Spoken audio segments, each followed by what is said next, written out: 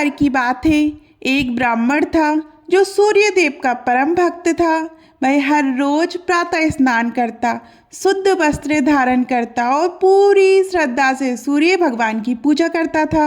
उस ब्राह्मण के पास आजीविका का कोई साधन नहीं था। वह अत्यंत गरीब था। उसकी पत्नी उसे बार बार ताना देती और कहती कि घर में खाने तक के लिए कुछ नहीं है, तुम कोई काम क्यों नहीं करते।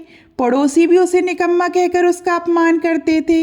लेकिन ब्राह्मण का विश्वास अडिग था। वह कहता था, मुझे सूर्यदेव पर पूरा भरोसा है, वे एक दिन अवश्य मेरी सुनेंगे। एक दिन ब्राह्मण पूजा की सामग्री लेकर जंगल में गया। वहाँ एक पीपल के पेड़ के नीचे बैठकर उसने सूर्यदेव की पूजा आरंभ की। उसके पास केवल एक छोटा सा लोटा था जिसमें थोड़ा सा पानी भरा हुआ था। उसने उसी जल से सूर्य भगवान को अर्घ्य दिया। अर्घ्य देते ही वह जल कभी समाप्त नहीं हुआ, बल्कि अपने आप भरता चला गया। तभी तेज प्रकाश हुआ और सूर्यदेव स्वयं प्रकट हो गए। सूर्यदेव ने कहा, हे ब्राह्मण, मैं तेरी भक्ति से प्रसन्न हूँ, बताओ तुम क्या मांगते हो।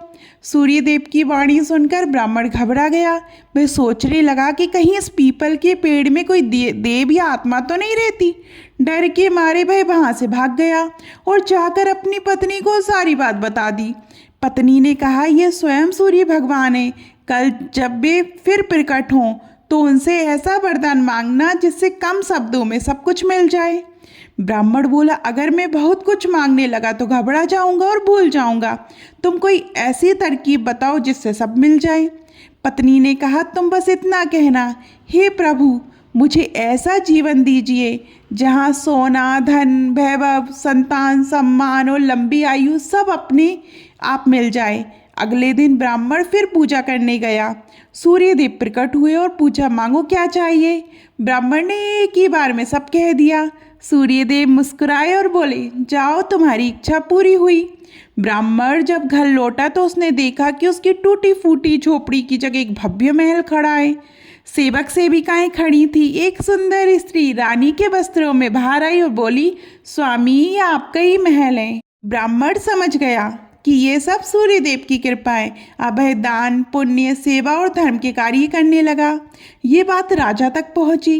राजा ने ब्राह्मण को बुलाया और पूछा, कल तक तुम्हारे पास खाने को भी कुछ नहीं था, आज इतना धन कैसे।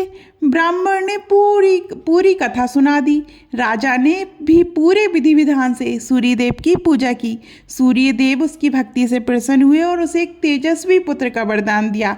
इस प्रकार सूर्यदेव ने सबकी मनोकामना पूर्ण की। सूर्य भगवान की जय हो। जो भी इस कथा को श्रद्धा से सुनता है और सुनाता है, उसकी सभी मनोकामनाएं पूर्ण होती है।